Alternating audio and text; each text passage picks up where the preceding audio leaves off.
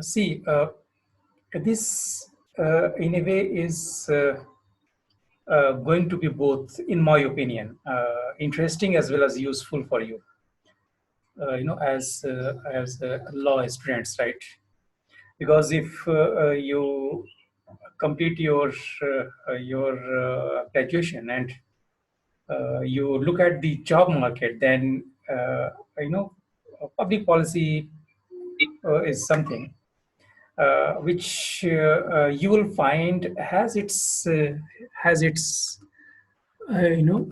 demand, not only in the government, but not only in the government, but also among the private enterprises.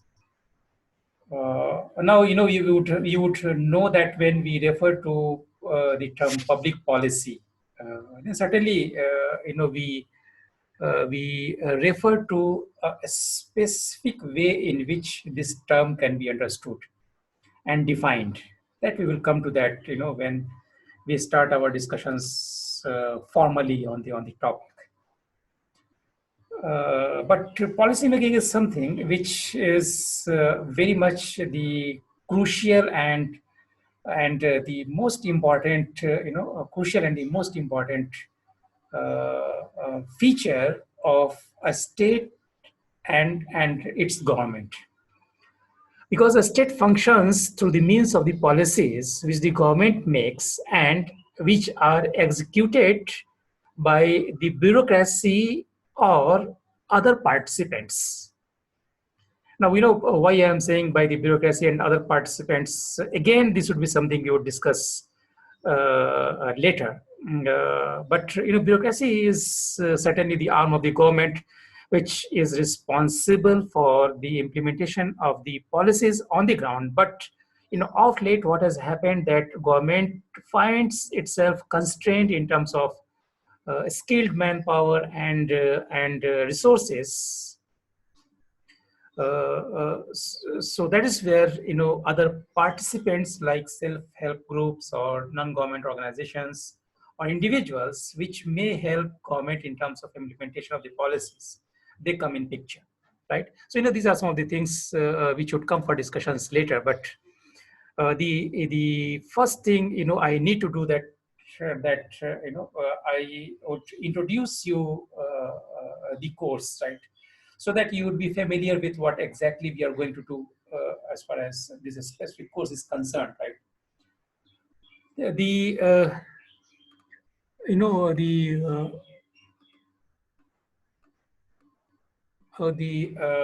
mode of administration of this specific course would be the same which we had followed towards the later part of the last semester, right? So of course, till the time we get further instructions either from the university or from the government, right? We would continue in this online mode, and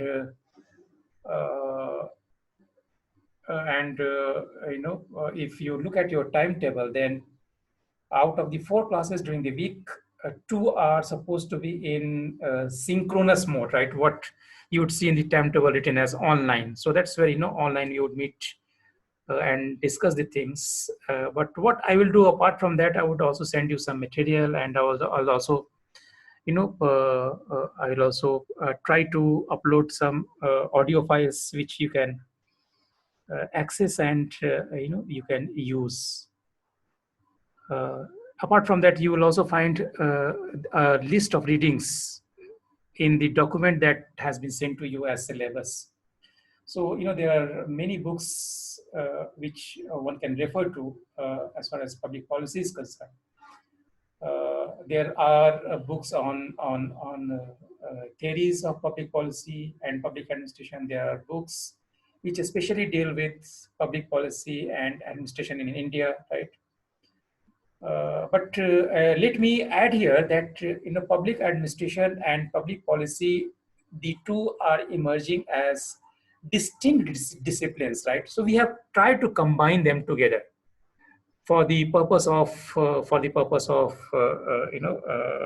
this program, primarily because we thought that elements of each of these disciplines would be beneficial for you, number one. And number two, since there cannot be two different courses dealing each with public policy and administration, then significant elements from each of these disciplines can be put together, which you can study, and you would have good idea.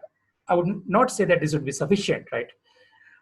Because there are universities, there are institutions which run full-fledged course in public policy and public administration, right? So that is why you find many universities, they run a course in masters in public policy. So at many places, this would be treated as science, right?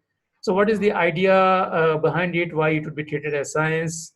Why the degree would be MSc in public policy and not MA in public policy? That is something which I would refer to. So that has to do with the nature of the discipline, right? And the way it was treated earlier. But at the same time, public administration again is part of the arts subject, right? But both are part and parcel of political science as a mother discipline. So the disciplines, they have their origin in political science, but of late they have started taking distinct shape, and many of the institutions and universities, they are offering a specialization in these two disciplines. So as I told you, at many places you'll find MA in public policy or MSc in public policy. Most of the foreign universities, they would give you a degree in MSc in public policy. So similarly, you'll find MA in public administration, right? And I'm not sure that if you are aware that most of the people who are selected for the administrative services, especially Indian administrative services, right, they are given this degree MA in public policy, right? So in fact, they undergo training in policy formulation, in ways in which policy would be implemented, and also the way evaluation of a particular policy would happen, right? Evaluation of a particular policy would happen. But certainly, this discipline has not gained popularity, and this is not, it. Of discipline which you would find would be part of every university's course, right? But certainly this is an emerging area. I must add that, right? Certainly this is an area where people are developing interest.